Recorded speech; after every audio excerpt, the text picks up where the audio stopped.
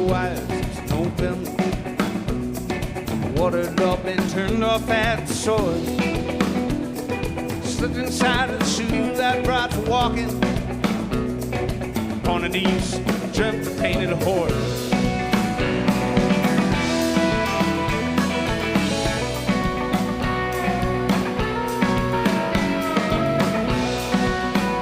Well, the moon was sitting high past curfew, and so I kept to the fence line when I could.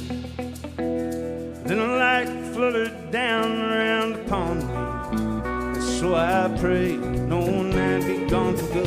Well, Lordy, I should have held her long, for I loved her, and I should have told her. Welcome to the Corner Pub and Friends. I am your host, Tracy Brandon. Having worked in the music business for the past 20 years, this is the show that I'm most excited about. We're coming to you from the Texas music-friendly community of Conroe, Texas, where we bring you the best local, regional, and national acts from their favorite venue, the Corner Pub.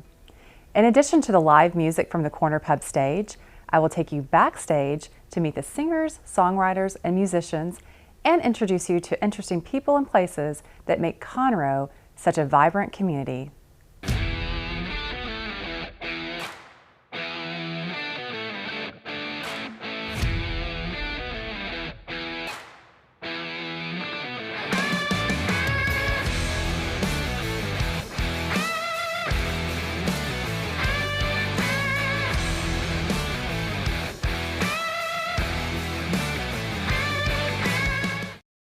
Two of the things I love about the Corner Pub is that there are no two artists alike, just like there are no two chairs alike.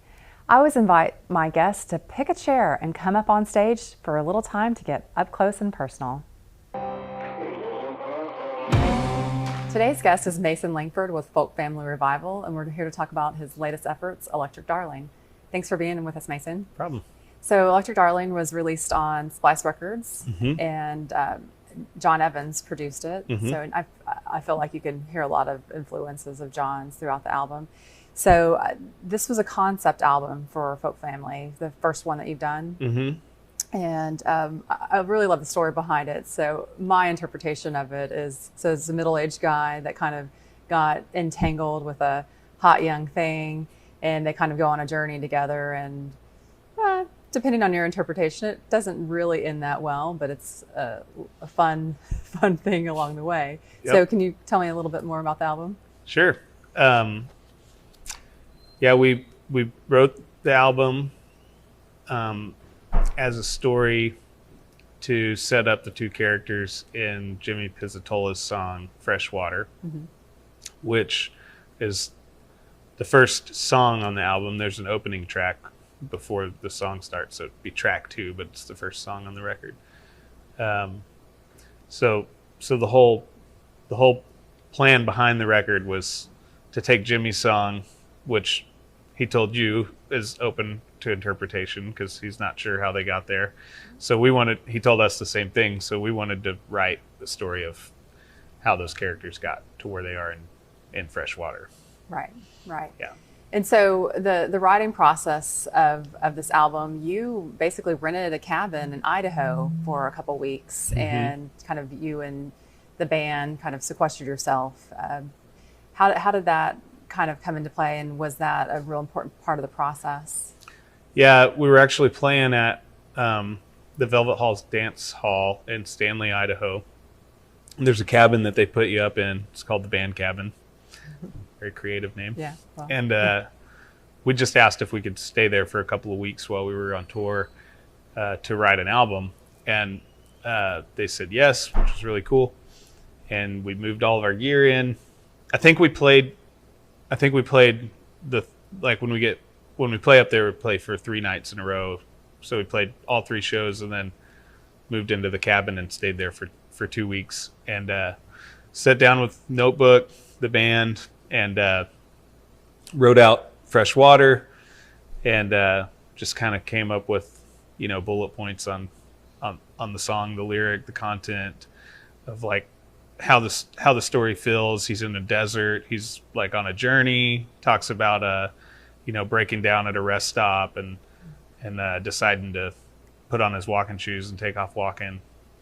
And somehow or another ends up on death row. And there's nothing in the song that tells you why he's on death row. He did something, and then he's also talking about this woman that's, he's wanting to see her one more time. It sounds like it might be her fault that he's there. Mm-hmm. So these are all like interesting points to write about. So the Electric Darlin', the record, is all just the story of the opening track, Freshwater. And the writing process in the cabin was really cool. We'd never done anything like that before, where we actually sat down and took a bunch of half-finished songs and shaped them into a story that's one continuous song instead of, just scattered songs that end up on a record just for the sake of putting songs on a record.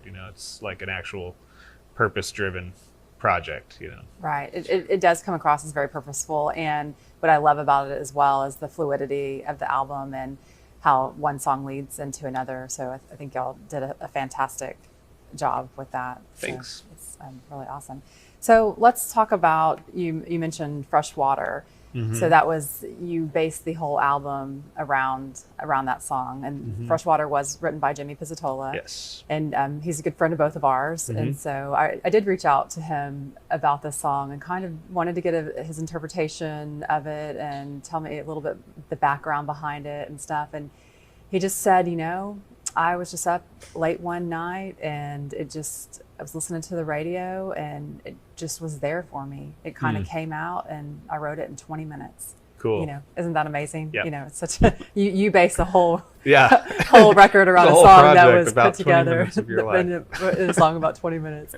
But he did want me to mention that he's very grateful for y'all picking up that ball and running with it and getting sweet. his writing out to the masses. So he's cool. Very thankful for y'all doing that for him. We're thankful for Jimmy. He's our favorite writer. Yeah. Yeah. So with Freshwater, the concept of the whole album is based around that song.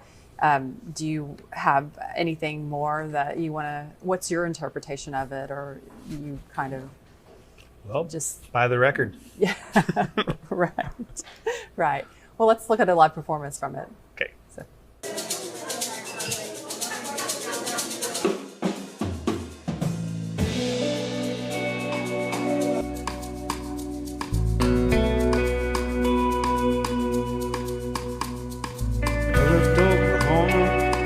Darkness, I needed gasoline that my money couldn't buy. Now I rode to Holy Arista, east of the Colorado. There's been horses, barbed wires since November. Watered up and turned off at the source. Slipped inside of the shoes I brought for walking. On an east, jumped the painted horse.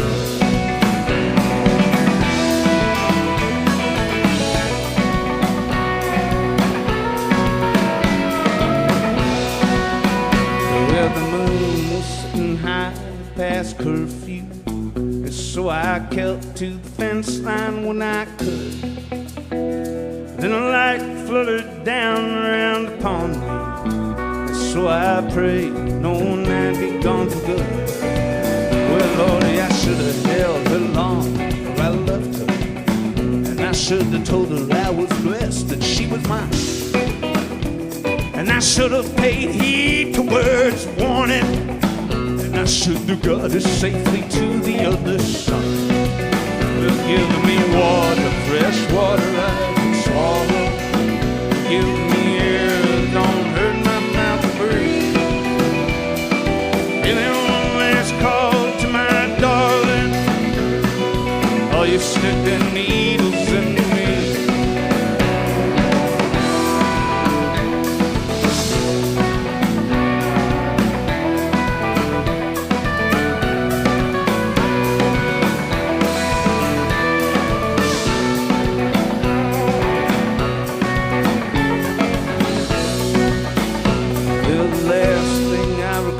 Was being questioned. The song grainy move was stalling me, and there were laughter and tears from my darling, and then that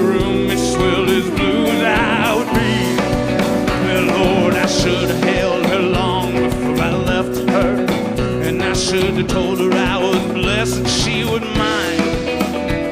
And I should have paid heed to words of warning, and I should have got her safely to the other side.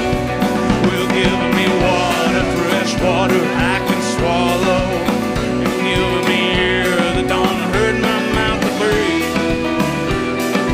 Anyone that's called to my darling, before you stick them needles in me, well, give me water, fresh water I can swallow, and give me air that don't hurt my mouth to breathe. Give me back the country that I was born in. Said I just wanna live in truth and die in peace. Said I just wanna live in truth and die in peace.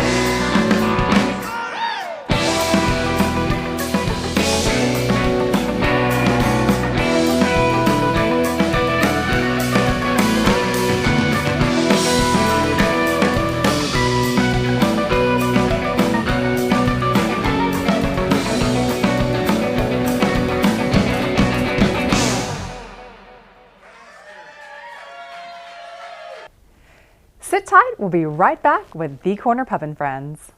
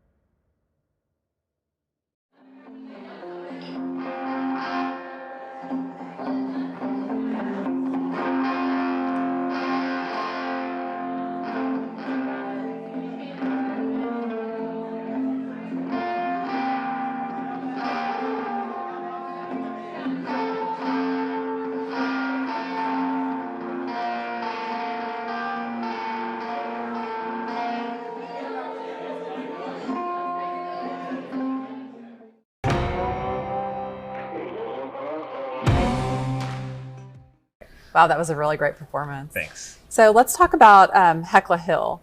So we talked earlier, and you said this song was actually written before the writing session that you spoke about, kind of in Idaho. Yep. But it actually just kind of fit into the record.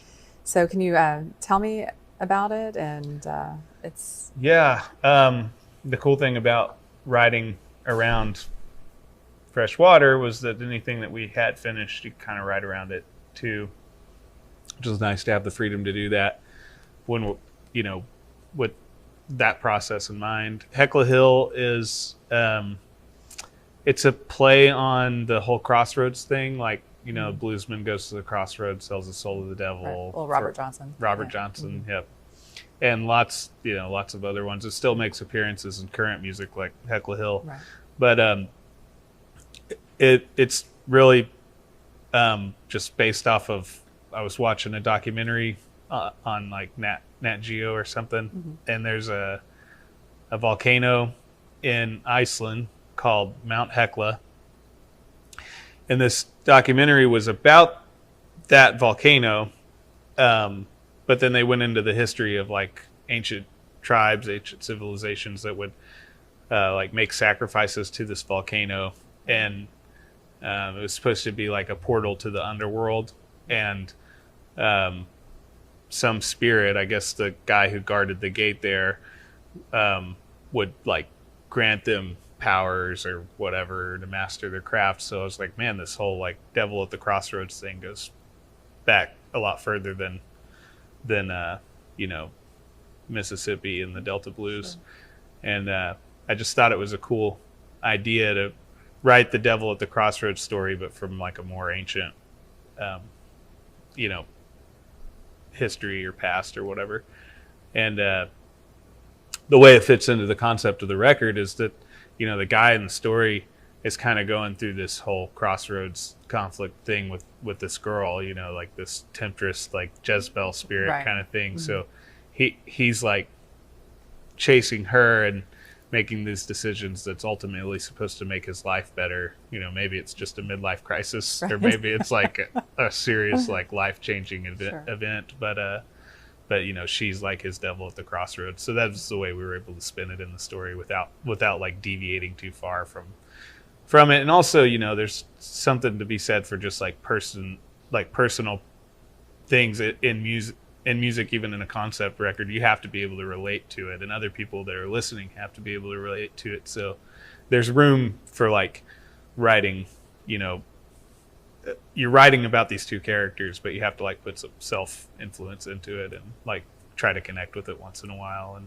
Sure. you know, Yeah, and it's a song about affliction, and I'm Yeah. sure that we can all relate to that in some way Right. or another. Mhm. So, great. Well, let's take a look at it. okay. Thanks.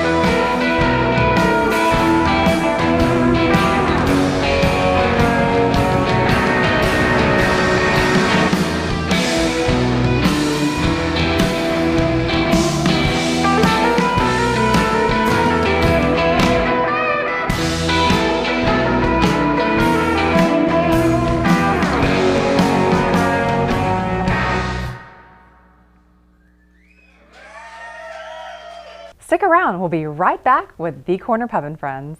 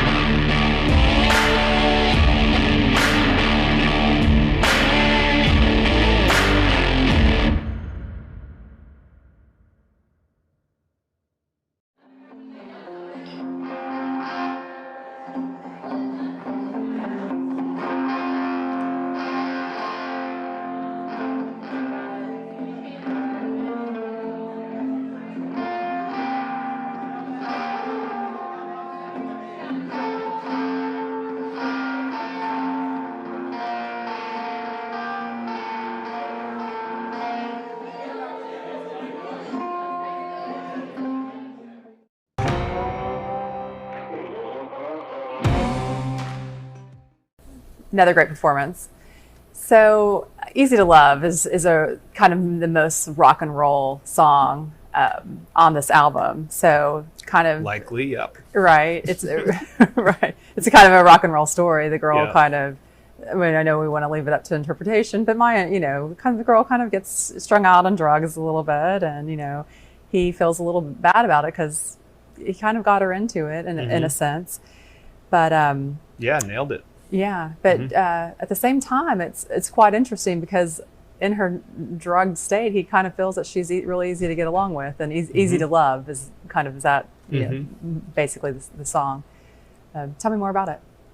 Yep, it's kind of the turning point, or at least like the part that you realize what's going on with the whole drug addiction part of the story.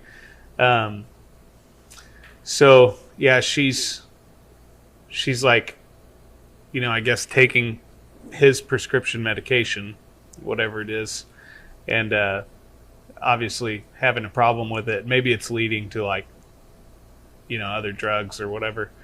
And, you know, you can tell that he's regretful about it, you know, and he's worried about her health.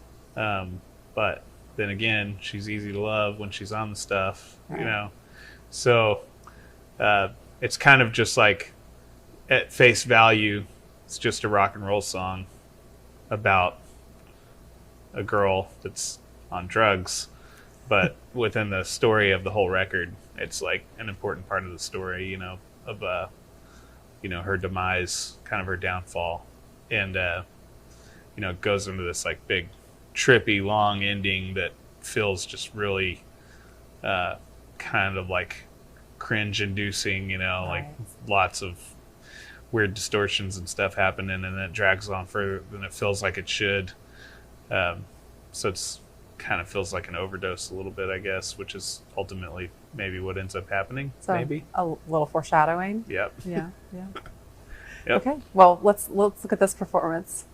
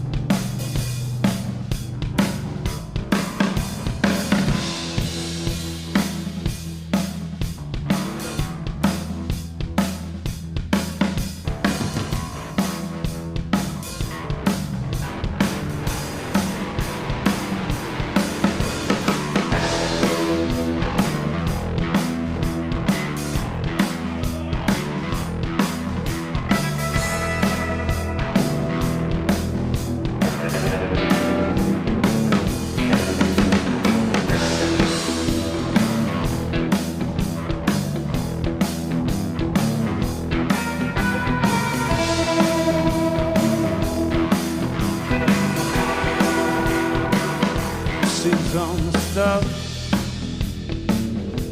She's easy to love. She's easy to love. My baby's easy to love. She's so easy to love. She's so easy to love when she's on the stuff. She's gone down to hell. She gone down fast. She been eating my pill. I've been taking the check.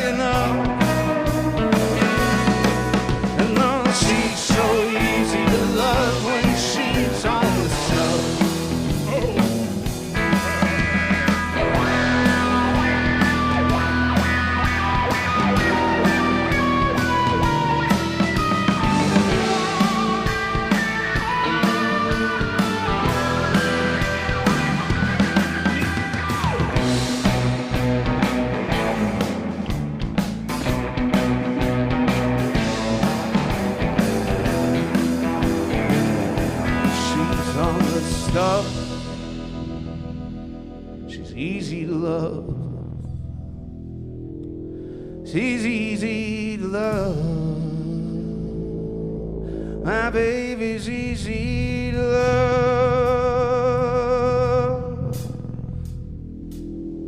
She's so easy to love. She's so easy to love. She's so easy to love when she's on the floor.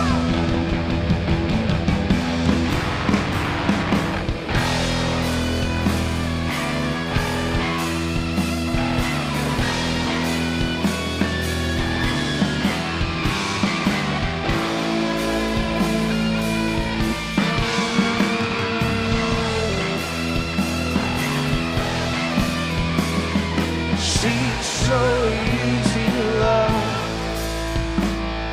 She's so easy to love. She's so.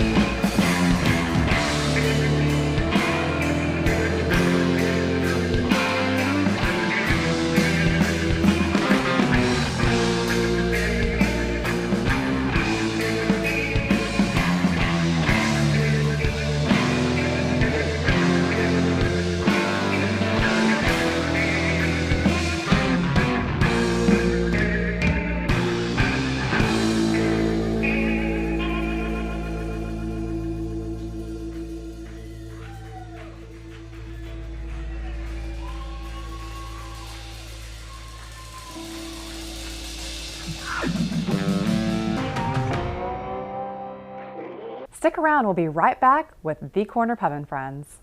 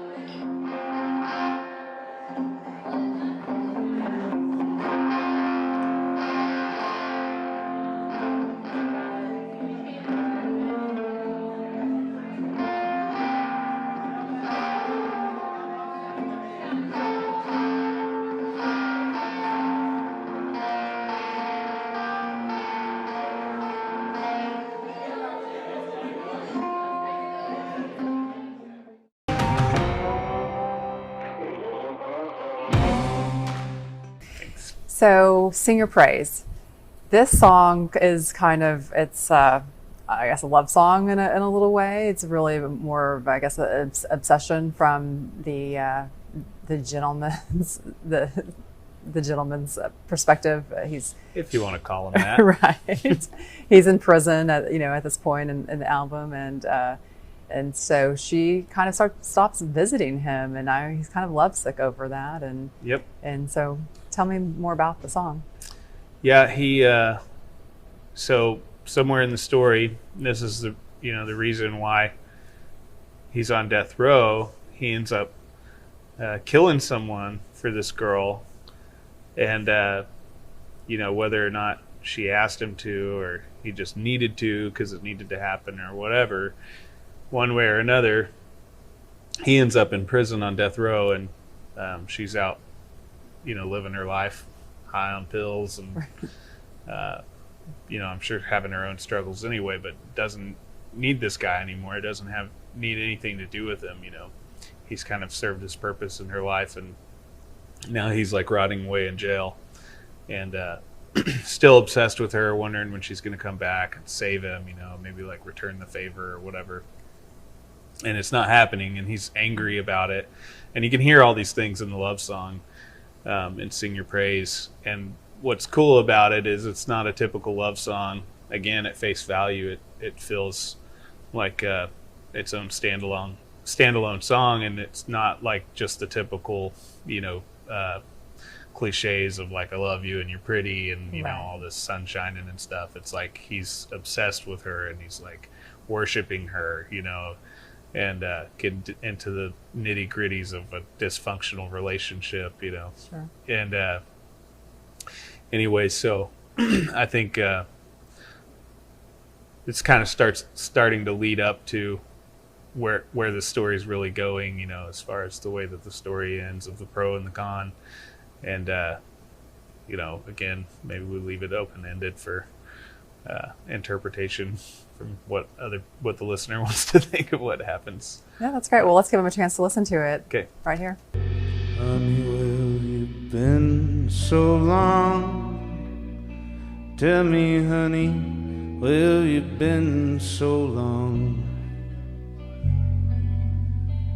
All over town with your red dress on, and honey, where have you been so long? Honey, why'd you take so long? Tell me, honey, why'd you take so long? Know that my patience ain't that strong, so honey, why'd you take so long? Why'd you take so much?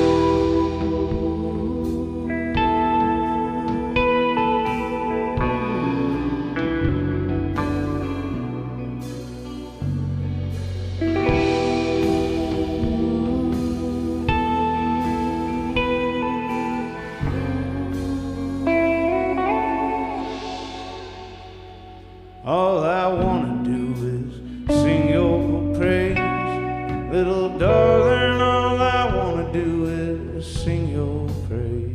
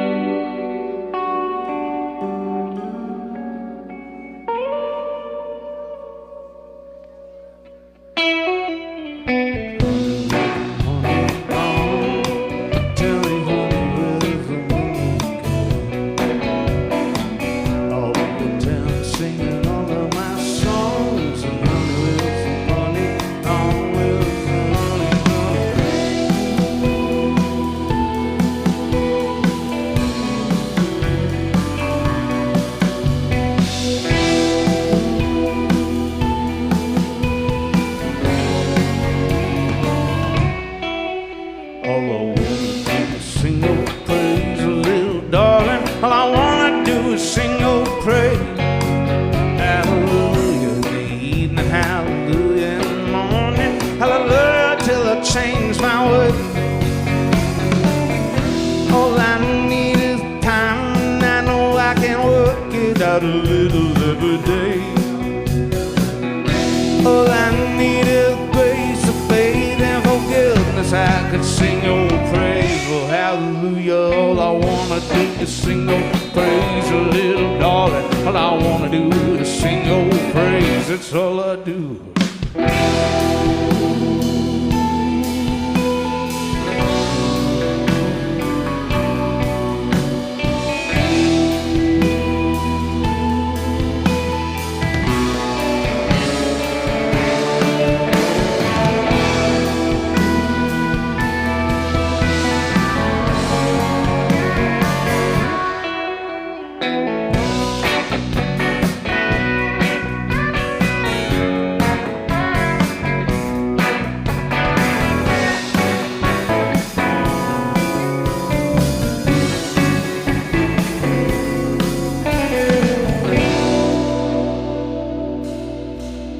Conroe is an eclectic, vibrant community made up of fascinating people and points of interest. Let's explore some of those people, places, and things that make Conroe so special. We moved to Conroe from Houston in 1981. I worked for Mitchell Energy, and when George Mitchell moved his corporation from Houston to the Woodlands, and we elected to move to Conroe. In 1981, the Woodlands was just a gleam, but there was some effort going on. My wife wanted to start a flower shop in Houston when we were there, so she decided to hold off on it until we got into Conroe, got settled, and she started a flower shop called Conroe Florist. And the reason I mention that is because that got us involved in the downtown stuff. Our first flower shop was in a building downtown. It was an old warehouse building. It's been since gone, and it was a Moran Gas warehouse. We were downtown for a number of years. I was still working for Mitchell while Joyce was running the flower shop. But through that, we got involved in the chamber. We got involved with downtown. We became active in the Cajun Catfish Festival and you know, the organizations that supported that. Also became involved with the city, what the city was doing. At that time, our downtown area was pretty much boarded up. There were a couple of things. Me and my wife became interested in purchasing property in the downtown area, and there were some buildings that were pretty much boarded up. So we began purchasing property. We bought the building next to the Crichton Theater. We bought that building and began refurbishing it. Got retail to come in, and over a couple of years we got that done. Then we bought the building where our pub's at. It's a two-story building. It was pretty much boarded up, and we did the same thing with it. We also wanted to do, one of the early recommendations was to have a downtown pub. So we said, well, yeah, that sounds like something we should do. So we wanted to focus on live music, which we had a passion for. Joyce and I both. My whole family has a passion for live music. None of us can play an instrument, but we just had a passion for it. So, you know, working with J. Ross Martin and some of the early pioneers, if you didn't have a love for music, you know, that was their kind of driver. You know, that was what drove them, was a love for music. So we kind of inherited that from Jay and Leo and Charles Tullis and a lot of the early pioneers. And so we just decided that our pub was going to be, rather than just a sports bar, or that our pub would be more music oriented.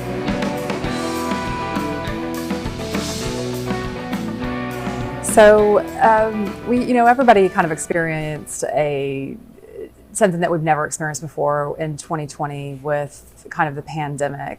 Everybody was locked in their homes, and most musicians weren't touring. Everything was shut down. Mm-hmm. How did that impact you and the band, and not being able to tour for your friends, for your fans, not to be able to play?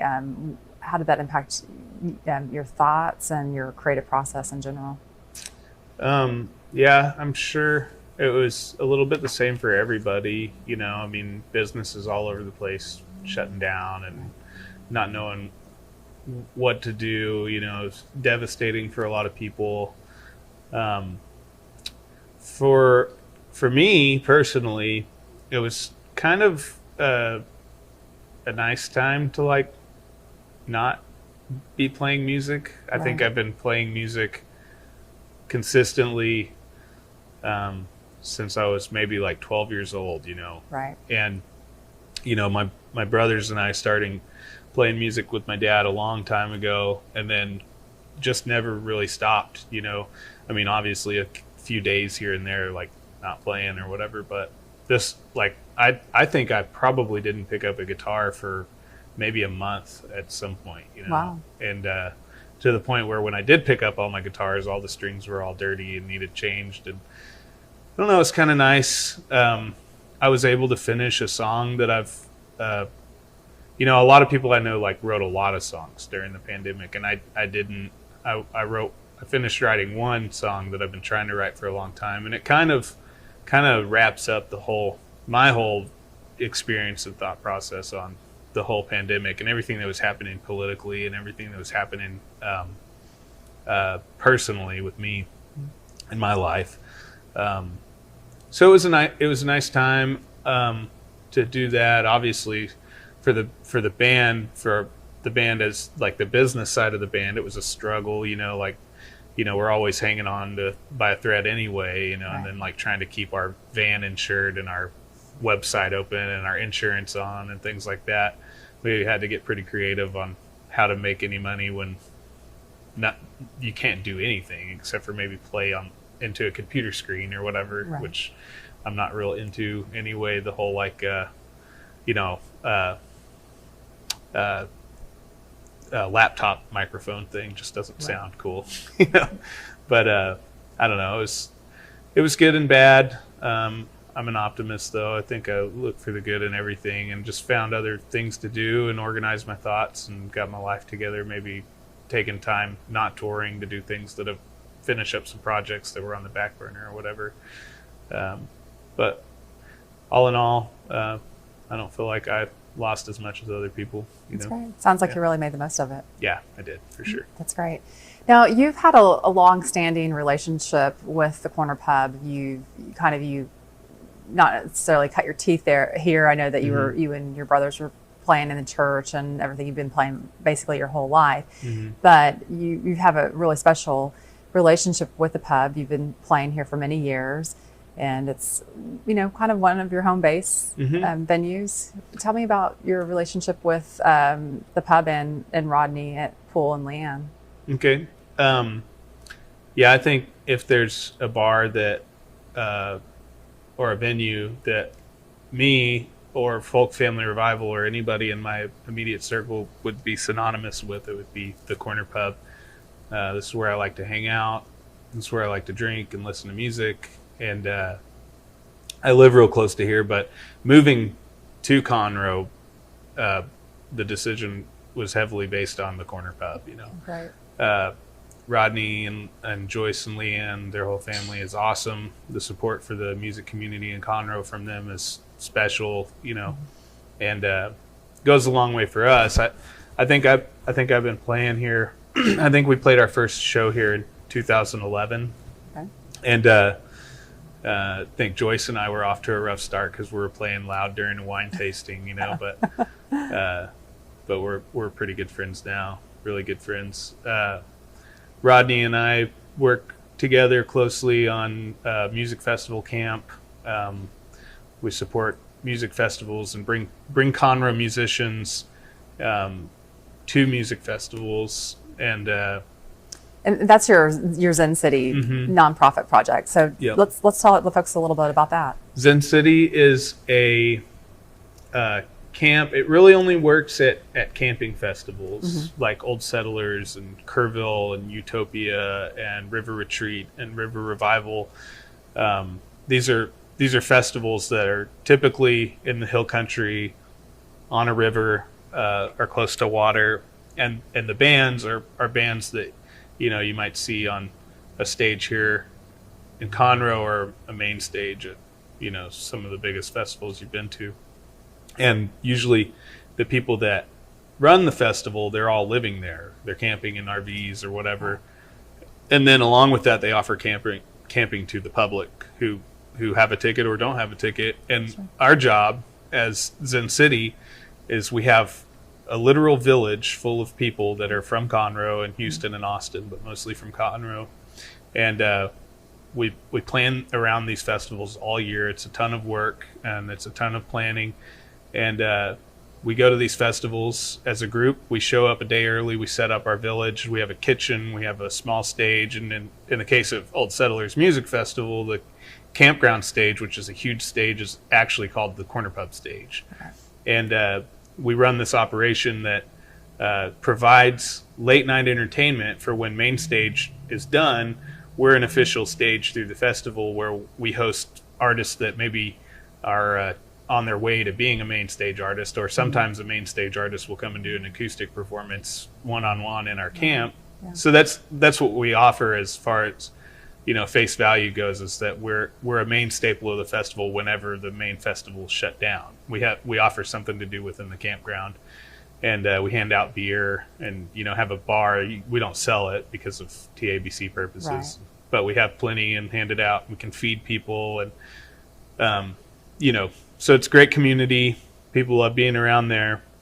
And then something that we're working on right now is we've just filed our articles to be a 501c3, a nonprofit, so that we can start giving back to the community.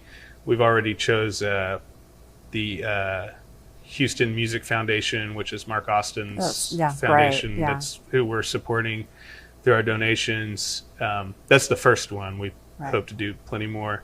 And another thing that we're doing within the festivals is we'll host workshops so that young artists or anybody really can learn how to play the mandolin or harmonica or banjo or whatever.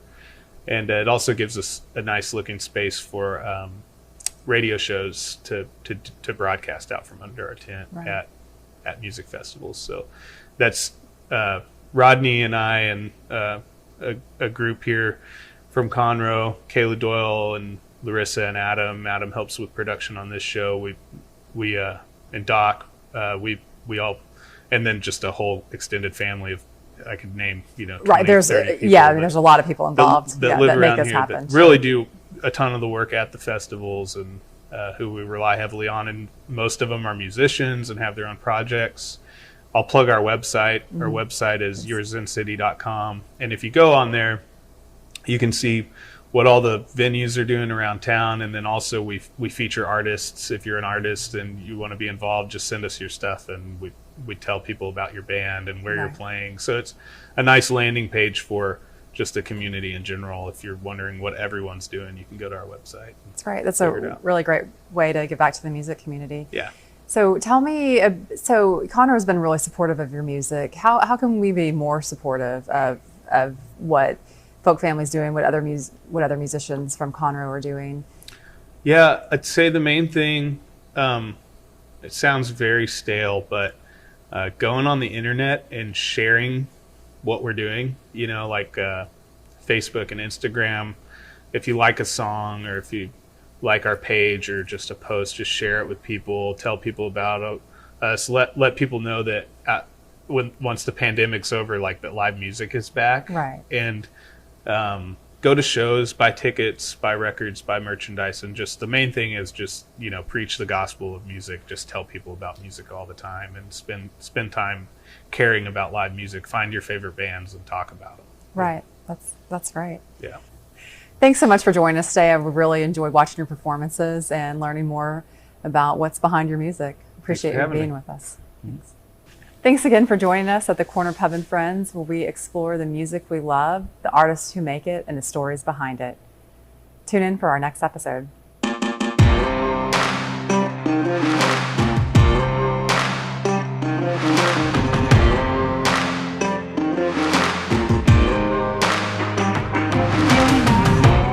Are you tired of spending ad dollars and not getting any results? Now you can run your ad on KQTV channel 21 without having to pay for ad time. That's right. You don't pay for your ad to be shown on KQTV network. You only pay when your ad generates a response, regardless of how many times it's seen. Why pay for eyeballs when you can just pay for leads? KQTV 21's new ad technology allows you to capture leads in real time. With our pricing model, you only pay for leads. So if you're tired of wasting your advertising dollars, go to preview21.com and request more information about how you can use our new technology to capture leads for your business.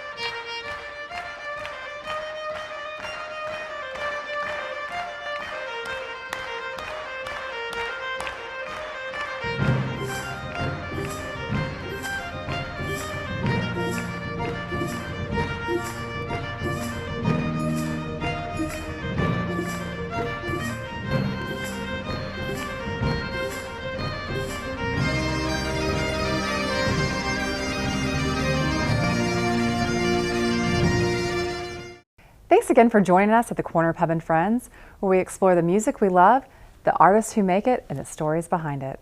Slipped inside of the shoes I brought for walking. Wanted to use, dreamt of painted a horse.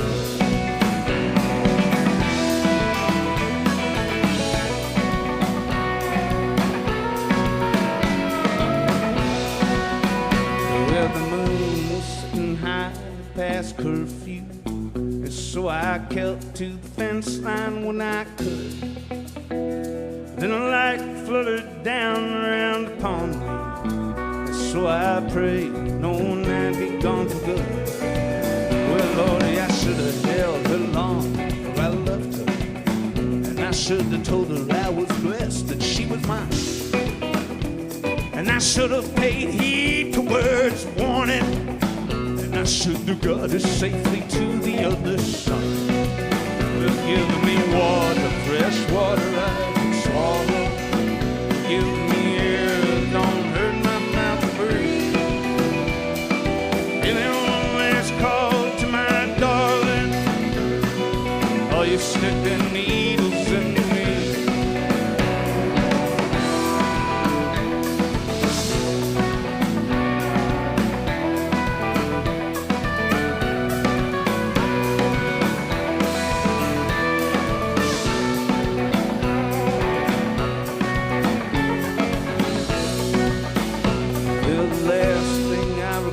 Was being questioned.